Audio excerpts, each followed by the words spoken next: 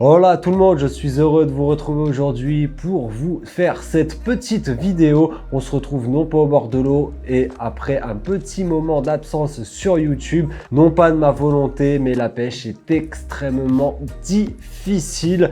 On ne fait strictement rien, les brochets on ne les trouve plus, donc c'est vraiment difficile de vous tourner du contenu de qualité. En plus avec la sécheresse qu'on a eue cet été, le niveau était extrêmement bas, les poissons ils étaient dans une eau cristalline, donc ils nous voyaient de très très loin. Bref, c'était une année très compliquée, en espérant que l'année prochaine soit mieux. Il nous reste encore un mois et demi avant la fermeture, donc on essaiera quand même de vous tourner quelques petites vidéos. Mais on a profité de ce petit laps de temps pour vous créer des nouveaux leurres. Certains leurres que vous avez déjà vus, d'autres leurres que vous n'avez pas vus, et cette vidéo va justement traiter de ce sujet. Je vais vous présenter mes nouvelles créations, les différents types de nage des leurres que j'ai pu créer, et on va voir ça ensemble. Donc n'hésitez pas à vous abonner, partager, et vous allez voir un leurre qui est plutôt unique, qui n'existe nulle part ailleurs, qui est une invention totale de ma part. C'est un leurre hybride, à la fois dur et à la fois souple, dans un registre que vous avez encore jamais vu, puisqu'il n'existe nulle part ailleurs.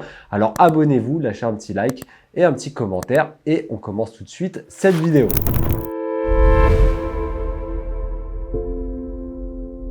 J'ai une autre passion qui est aussi la création de leurres. Création de leurres en tout genre, que ce soit sur du leurre dur, sur du leurre souple, avec la technologie d'impression 3D, que ce soit sur de la résine ou de l'impression en filament, PLA ou PETG, selon le moule que l'on veut créer. Si on veut qu'il ait une dureté plus ou moins résistante à la chaleur, par exemple, le PETG est plus adapté que le PLA. Là, je vous fais une petite aparté, on parlera de ça tout à l'heure pour vous expliquer les différents modes de création d'un leurre de façon artisanale, du moins la façon que moi j'emploie. Alors pour ceux qui sont là déjà depuis un petit moment, vous connaissez le tout premier leurre que j'ai créé, que j'ai moi-même designé, qui est donc le Dinobait, qui est un leurre que l'on va pouvoir ramener rapidement et que l'on va également pouvoir ramener assez doucement. Il va nager quasiment tout seul, on le ramène en linéaire simplement, et il a une caudale qui va se mettre en nage tout de suite. Si on le ramène trop vite, il va falloir utiliser une gomme qui est beaucoup plus dure, parce que sinon il va tourner,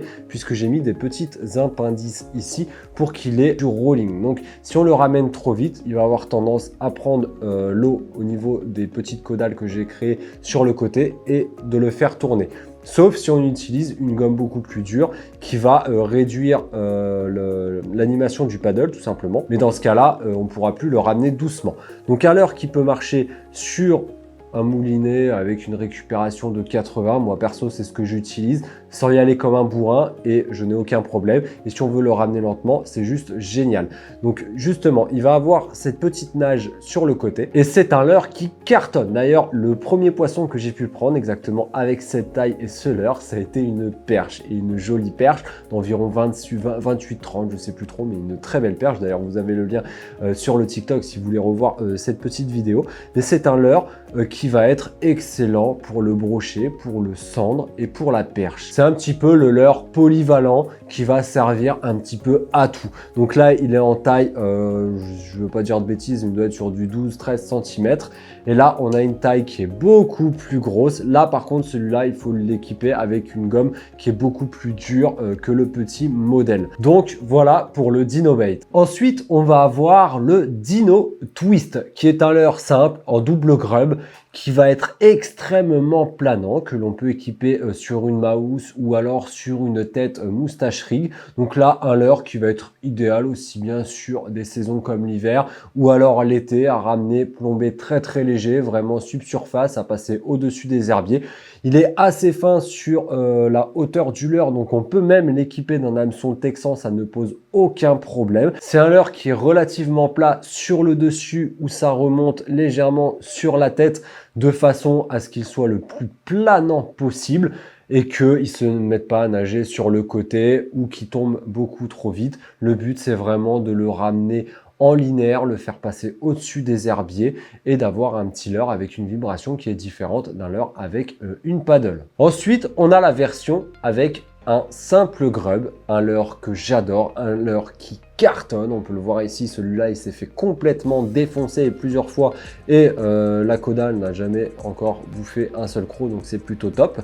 Donc c'est un leurre qui va être également très planant, qui va avoir pas mal de wobbling avec cette petite nage comme ça sur le côté, que l'on va pouvoir ramener à la fois très doucement et très rapidement selon la vibration qu'on veut lui donner. Si on veut qu'il ait un petit peu de wobbling, on va le ramener assez vite, il va se mettre à osciller comme ça de gauche à droite. Si on veut qu'il reste vraiment très planant, on le laisse couler, on le fait remonter tout doucement, on mouline tout doucement également, toujours en linéaire, et vous allez avoir un leurre qui va revenir parfaitement droit et très planant dans la couche d'eau, et ça c'est juste un régal. Là on va commencer à arriver dans les leurres un petit peu farfelus. Ce leurre-là, vous l'avez déjà vu sur ma chaîne, je l'ai remodifié puisqu'il était un petit peu étroit à la base, pas assez large. Donc là, je l'ai complètement remodelé et redesigné. Et voici le petit Dino Flash. Alors pourquoi je l'ai appelé le Dino Flash? Parce que vous allez pouvoir voir qu'il est coupé en 3 sections sur le flanc donc, du leurre, de façon à ce que la queue puisse osciller de cette manière. Sauf que on ne met pas une tête plombée d'une façon classique. Le but n'est pas de le ramener comme un swing bait, le but est de l'animer sur le côté, un petit peu comme un leurre au mort manié.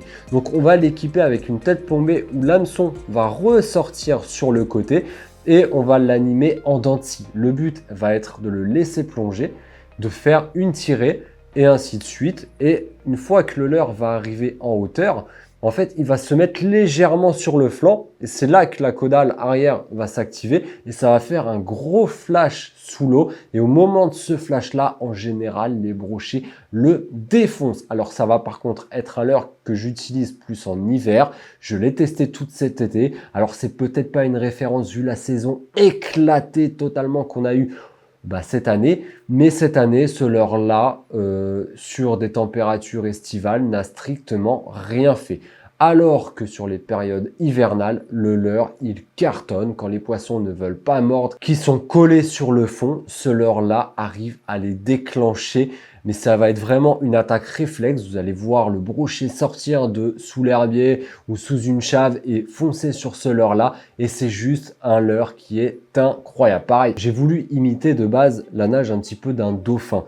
Bon, j'ai essayé un premier leurre, ça marchait pas vraiment. Donc je me suis dit, on va essayer de reprendre on va essayer de reprendre une silhouette d'une brème. Donc j'ai récupéré une photo d'une brème pour designer ce leurre-là. Et on va en faire comme un swing bait. Et on va l'animer sur le côté de façon à le faire nager un petit peu comme un dauphin. Donc il va remonter droit. Mais au moment où il va retomber, c'est là qu'il va basculer, qu'il va faire son flash. C'était pas forcément voulu dans ce sens-là. De base, je voulais vraiment l'animer comme ça. C'est pas comme ça qu'il fonctionne. Il remonte bien droit et il se met sur le côté pour retomber. Et c'est à ce moment-là qu'il fait un flash, d'où le nom Dino Flash. Et ce leurre est juste incroyable. Donc là, on est sur la nouvelle version où il est beaucoup plus large au niveau de la tête. Avant, il était assez fin et ça avait tendance à se déchirer au niveau de la tête plombée. Et au bout de 2 ou 3 brochets, ça se coupait ici ou alors il perdait la queue tout simplement. Donc je l'ai réélargi de tous les côtés. Il est beaucoup plus large, beaucoup plus solide et cette coloris, je la trouve juste magnifique. Je l'ai faite d'ailleurs juste avant de tourner cette vidéo. Alors n'hésitez pas à me dire ce que vous en pensez dans les commentaires. Je trouve que la coloris est super réaliste. Ça ressemble vraiment à une perche en termes de coloris puisque la silhouette, ça reste quand même une brème. Maintenant, on va commencer à attaquer les leurres durs. Le premier leurre dur que voici, donc là, c'est pas vraiment une inspiration originale de ma part, c'est une base de hijack. Donc c'était un leurre que je voulais essayer pas de redesigner parce qu'il y a quand même beaucoup de différences avec le hijack. C'est pas la même taille, c'est pas la même largeur, c'est par contre le même type de nage. Donc je voulais vraiment faire des tests parce que fabriquer des leurres durs, ça reste relativement compliqué dans le sens où il faut trouver le bon équilibre au niveau du leurre. Donc ça demande pas mal d'impression, de tests, de réajuster les poids à l'intérieur. Et ce leurre-là, pour l'instant, il est encore en phase de prototype puisque quand je le jette à l'eau, il ne reste pas droit, il se penche sur un côté. Donc il va falloir que je remodélise ce leurre, que je fasse en sorte qu'il puisse tomber droit et surtout il n'est pas assez plombé puisqu'il flotte littéralement. Il faudrait qu'il tombe légèrement sous la couche d'eau de façon à ce qu'il soit de 3/4 immergé, qu'il reste droit et que je puisse ensuite, au moment de le ramener, eh bien qu'il puisse plonger, s'animer sur le côté comme un hijack. Mais là, pour l'instant, il faut vraiment que je vois encore comment le plomber à l'intérieur, à quel endroit. Donc il y a encore des tests qui vont sortir avant que ce leurre puisse être dans ma boîte, rangé, prêt à pêcher et 100% fonctionnel. Alors maintenant, on va passer à ce fameux leurre pépite, ce leurre qui n'existe nulle part, qui n'a même pas encore de nom. Donc le voici. Donc c'est une petite écrevisse qui a un corps dur et un corps dur articulé. Donc il y a une sangle à l'intérieur, c'est de l'impression résine et on y a mis des flagelles pour pouvoir l'animer du mieux possible. Donc c'est un leurre que j'ai pu tester, qui s'est déjà fait attaquer par des brochets. Donc là, vous verrez, ne faites pas forcément attention, les segments, je les ai mis à l'envers, mais ce leurre a quelques petits problèmes. Déjà, ne serait-ce qu'au niveau des caudales, il va falloir que je les refasse. Les caudales risquent également de s'abîmer très vite lors d'attaques de brochets. Donc il va falloir que je trouve aussi un système pour pouvoir les interchanger, parce que le but ça va pas être de ressortir un leurre comme ça à chaque fois pour avoir de nouvelles flagelles, parce qu'évidemment c'est une section qui est coupée en deux au niveau de la moitié du leurre sur le côté horizontal, donc dans ce sens là, et il faudrait que je trouve un système de clip, je ne sais pas trop comment encore le faire, de façon à ce que je puisse enlever la partie du haut quand j'ai recoulé d'autres caudales, enfin d'autres doubles grubs comme ça, et remettre directement des flagelles sans pour autant devoir refaire à chaque fois tout le leurre, parce que ça peut être vite très chiant, et surtout que le leurre est extrêmement solide. Ce leurre-là, il a une animation qui est double, même voire triple, dans le sens où on va pouvoir le ramener en linéaire, totalement classiquement, comme un leurre absolument normal. Il va avoir les deux petites flagelles au bout qui vont bouger. Mais on va également pouvoir le ramener en dents de scie, et c'est ça qui est très intéressant. Il est plombé vraiment juste ici, de façon à ce que quand il tombe sous l'eau, il reste la tête en l'air. C'était mon objectif principal, mais le problème c'est qu'ici c'est plus lourd, malgré qu'il soit plombé à ce niveau-là. Donc je suis encore à l'étape du prototypage. Il va y avoir beaucoup de choses à améliorer sur ce leurre, mais je pense que la version finale va être vraiment incroyable. Il est en plus bruiteur, je ne sais pas si vous l'entendrez au micro. Donc sur celui-là, je ne sais pas si réellement c'est possible, puisqu'en plus il est articulé, qui tiennent vraiment l'air, parce que les flagelles sont quand même assez lourdes, même si j'utilise une gomme qui est flottante. Donc normalement, ça devrait l'aider un petit peu à remonter. Il faut que je fasse des tests, je ne sais pas si c'est possible, il faut essayer.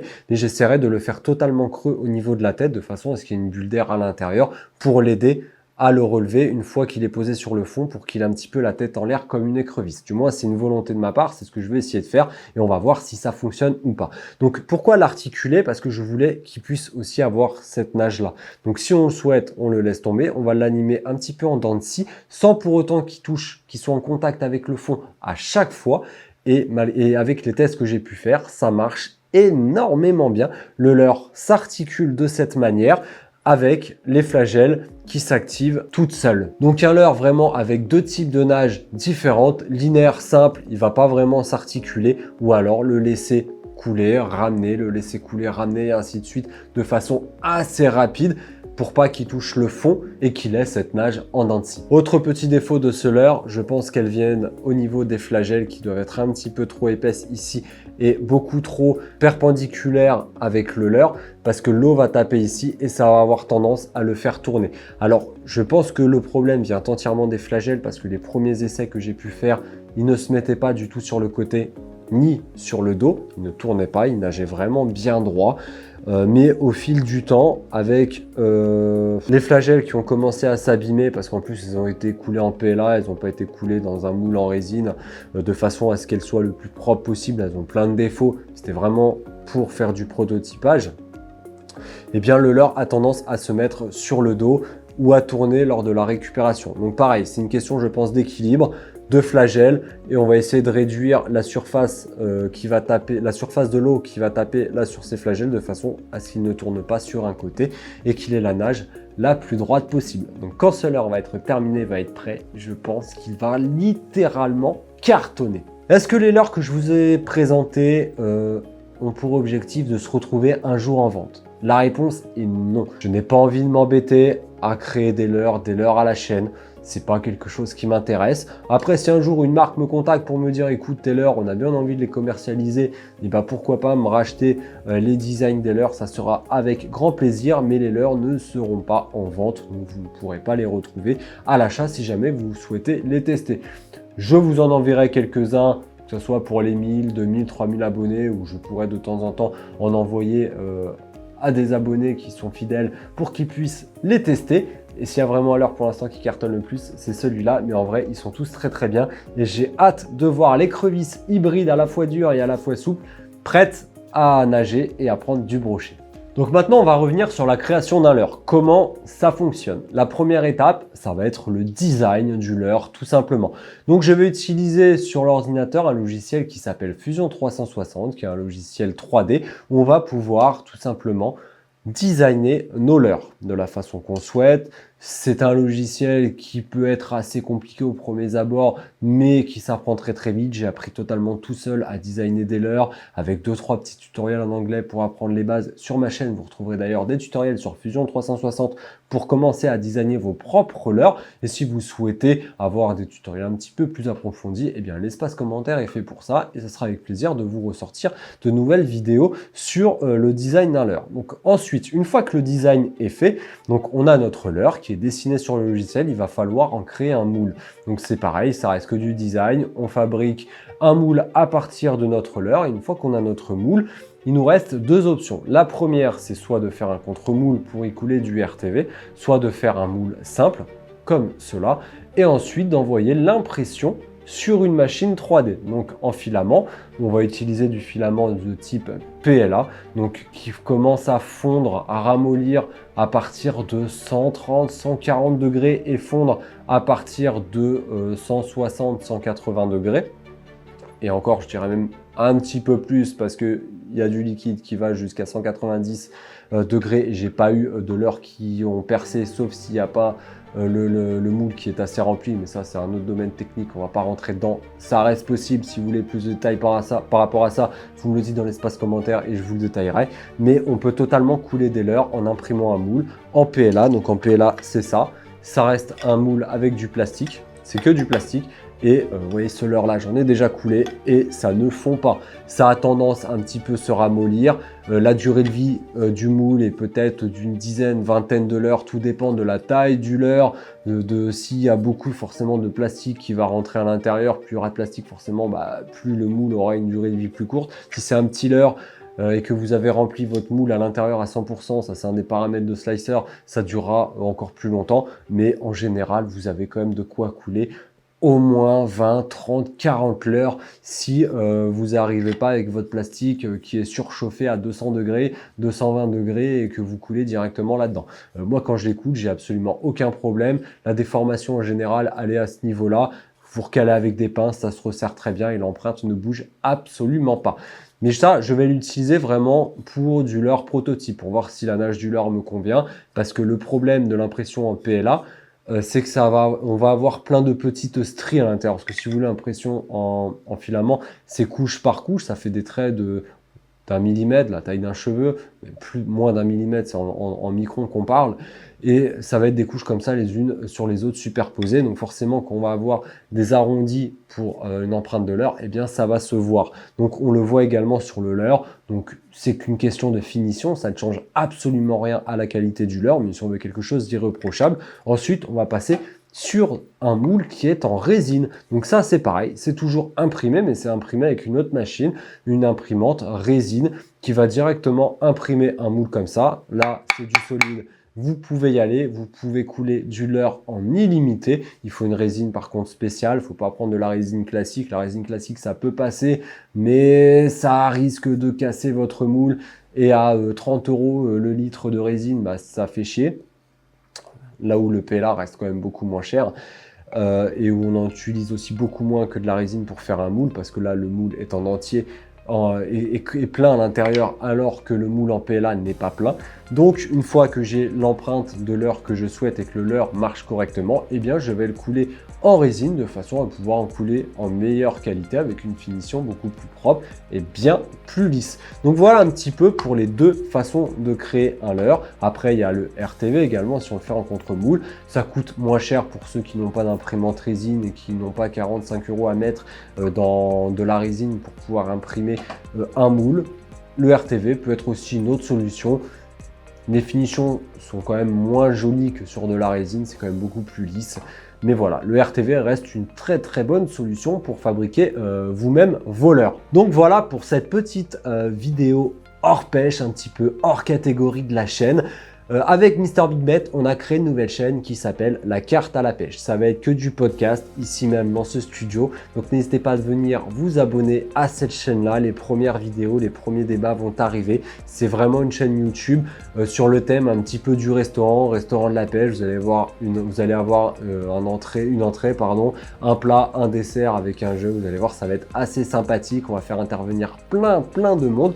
Donc n'hésitez pas à aller vous abonner à cette petite chaîne. Sur ce, moi, je vous dis à très vite, j'attends vos retours dans l'espace commentaire et on se fera bien sûr dans les semaines qui arrivent une fois que j'aurai recoulé de nouveaux leurres parce que là ils sont quand même pas mal abîmés. On ira au bord de l'eau pour retester nos leurres et les voir en action de nage et espérer faire du brochet avec, mais avec celui-là je n'ai aucun doute que ça arrivera. Donc n'hésitez pas à vous abonner, partager, liker et on se retrouve très vite pour une nouvelle vidéo. Ciao ciao.